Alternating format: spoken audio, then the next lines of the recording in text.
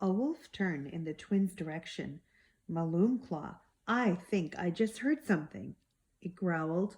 Alex covered her mouth so as not to scream. The wolf began sniffing vigorously in the air. I smell two children, one boy and one girl. Goldilocks seemed as surprised as the rest of the wolves to learn this. So that was who she had heard behind her moments before. The twins could hear their own heartbeats. What was going to happen next? Was Goldilocks going to rat them out to save her horse? Had they just narrowly escaped being devoured by a witch only to be eaten by a pack of overgrown wolves? I'm afraid you just missed them, Goldilocks said. I frightened them away just like I frightened you the last time our paths crossed. Then horse it is, Malumclaw declared. All the wolves howled together. It was deafening. They began circling Goldilocks and Porridge, getting closer and closer. The wolves snapped at them with their enormous jaws, and Goldilocks swung her sword at them. One wolf tried to pounce on Porridge, but the horse kicked him away with her hind legs. Another wolf tried to bite Goldilocks, but she struck him with her sword, drawing blood, and he whimpered away. Goldilocks was the best swordswoman the twins had ever seen.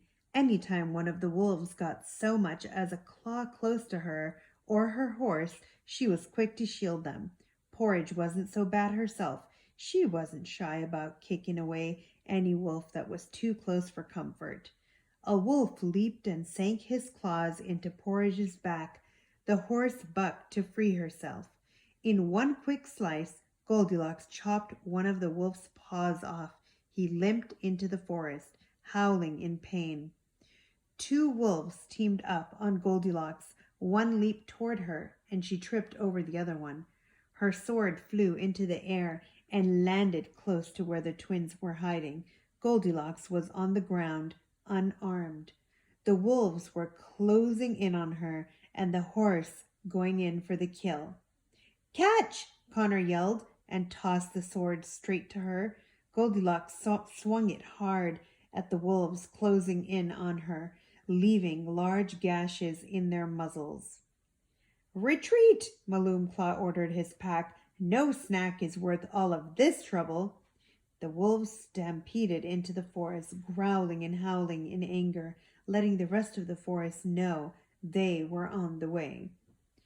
Until we meet again, Goldilocks, Malumclaw called out as he disappeared into the trees with the rest of the wolves.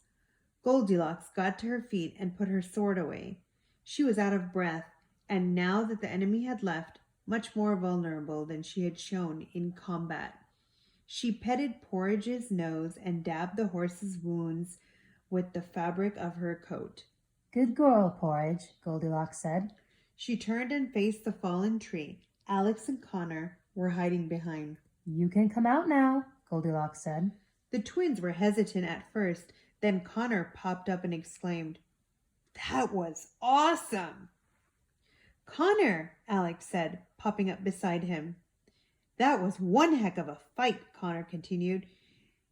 You know, at first I really thought they had you. I never expected a girl and her horse could be any match for 6 hungry wolves, but you impressed me. Where did you learn to fight like that? Goldilocks was not amused by his enthusiasm. When you've been on the run as long as I have, you pick up a few tricks here and there.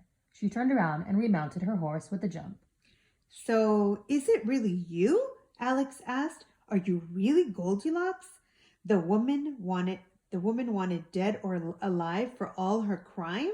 Don't believe everything you read, she said sternly, and then pulled on Porridge's reins and galloped away. But she only traveled a few feet before she steered Porridge back to the twins.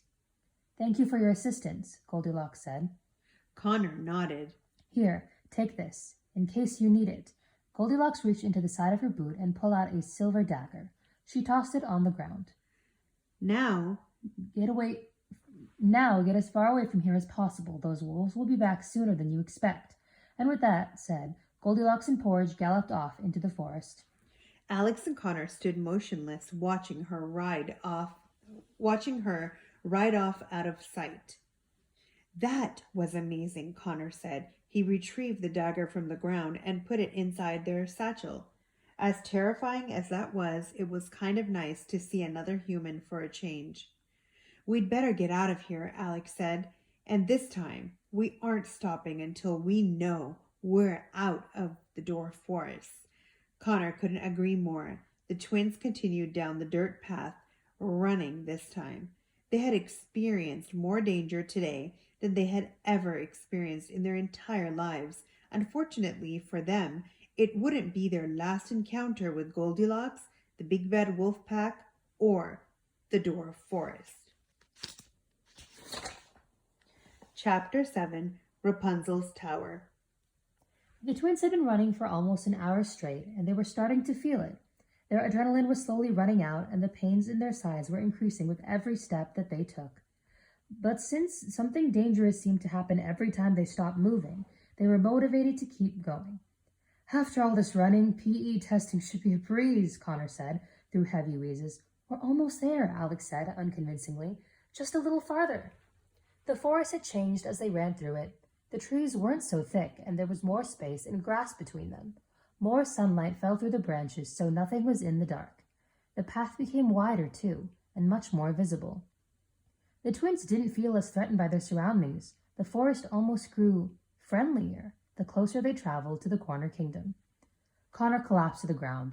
He was breathing harder than a fish out of water. I can't run anymore. I can't take another step, he said, with his limbs spread out as if he were making a snow angel in the dirt. We can't stop moving until we get into the Corner Kingdom, Alex reminded him through her own heavy breathing. I think we're there, Connor said. How do you know? Alex asked. That's how, Connor said and pointed upward. In the distance, a tall tower was visible above the treetops. It was circular and made of square stones. There was a single window near the top, just below the pointed roof made of hay. It was partially covered in thick vines of ivy.